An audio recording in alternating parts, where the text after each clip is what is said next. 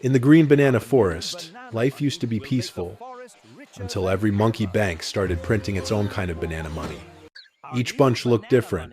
Some were long, some were curved like a hook, some were dark yellow, some pale like new leaves. And somehow, all of them were supposed to be money.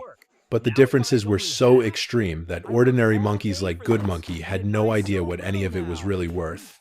One day, a single bunch could buy a full day's work. The next day, that same bunch was worth half. Older monkeys who traded their bananas for goods were often paid less, while the sharper, trickier monkeys, those who knew how to pick the fragrant bananas, ended up getting more. Chaos slowly swallowed the entire forest. Banana traders argued every single day about conversion rates. Daily life fell apart, and the breaking point came with what the forest would later call the banana crash of 1907. Several banks announced they were out of banana reserves and could no longer keep their currencies alive. Trust across the green banana forest collapsed almost overnight. During those chaotic days, Good Monkey held his small bundle of savings close to his chest, praying they would not lose even more value. When the major monkey banks all announced they had run out of banana reserves, the entire green banana forest fell into panic. Monkey businesses that sold tree houses, fresh coconut drinks, or delivered goods along vine roads suddenly had no capital left to operate. One by one, they shut their doors. The hanging pathways between the giant trunks, once buzzing with life, turned strangely empty. Good Monkey stood in the middle of the forest, staring at the bundle of bananas he had saved for years, trembling in his hands. All those long days of labor, all exchanged for this pile of bananas. And yet in just a single night, their value dropped so sharply that he could no longer buy even a proper meal. Families across the forest began hoarding bananas in fear. Whispers spread from every branch, every hollow log. Rumors spoke of a banana shadow creeping across the land. Some said that if the banks failed to rescue the system soon, the entire forest would collapse in a way no one had ever seen. Good Monkey did not fully understand the complicated economic terms flying around, but he could feel the fear settling in. For the first time in his life, the bananas he had worked so hard to earn felt fragile. So fragile they might crumble right in his hands. Facing the threat of a total forest-wide collapse, the Monkey King summoned the heads of the largest banks to a secret meeting beneath the ancient banana tree. It was a sacred place, used only for the most serious moments in the history of the green banana forest. The air was heavy. No one dared speak loudly. The Monkey King was the first to talk. He warned that without a unified, powerful solution, the forest would soon become a lawless place. Every corner using a different kind of banana money.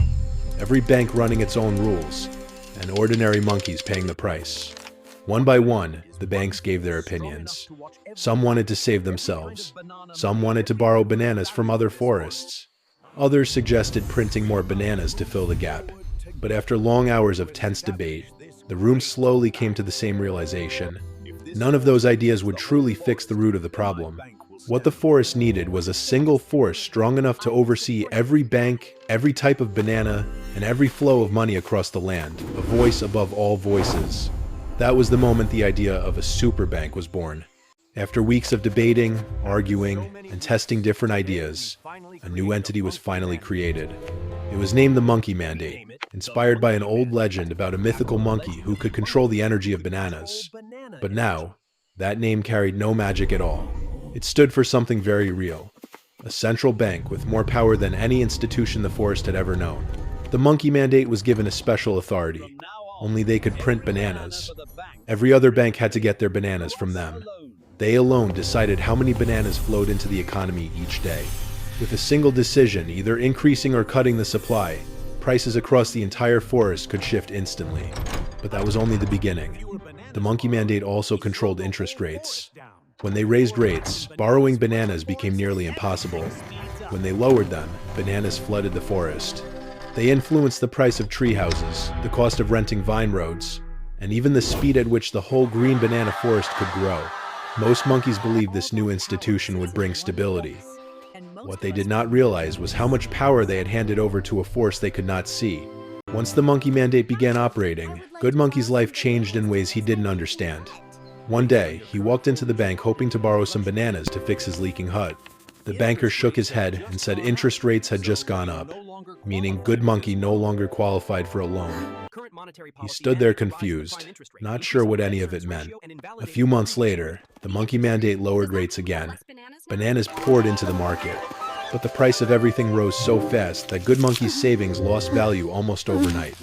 And once again, he didn't understand why. Every time he tried asking the banker monkeys for an explanation, they replied with complicated terms and long-winded theories. All Good Monkey could do was sigh and wonder to himself, why is my life being decided by monkeys who live in some tower I have never even seen? He could feel it now, an invisible hand pushing and pulling on every banana he held, shaping every small dream he tried to build. One afternoon, while delivering a bundle of bananas to the Woodcutters Guild, Good Monkey accidentally overheard a conversation between two high-ranking monkeys. They said the monkey mandate did far more than control the banana supply. It also had the power to rescue any bank it wanted and let others collapse without lifting a finger. Good Monkey froze. He had never imagined that an institution created to save the forest could also choose who survived and who disappeared. The senior monkeys went on, saying that anyone who wanted to last in the long run had to follow the right banana path. Those words sank deep. They made Good Monkey realize there were forces far bigger than bananas, bigger than any rule or law he had ever known.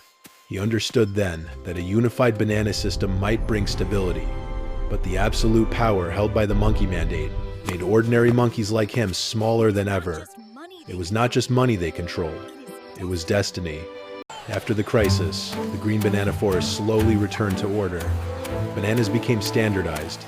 The residents finally understood their value, and the monkey mandate settled into its role as the central force guiding every stream of economic activity in the forest. But Good Monkey had changed. He no longer believed bananas alone determined the course of his life. He realized bananas could be controlled, inflated, or devalued, with a single decision made by monkeys in power. Yet there was one thing no one could manipulate: the strength of his labor, his discipline, and the true value he carried within himself. So Good Monkey kept working hard, but without the blind dependence he once had. He planted a small banana garden of his own, built a personal source of income, and protected himself from the financial storms he knew could come again. One day, as he looked down at a bunch of bananas resting in his hands, he smiled and said the words that would echo across the entire forest for years to come.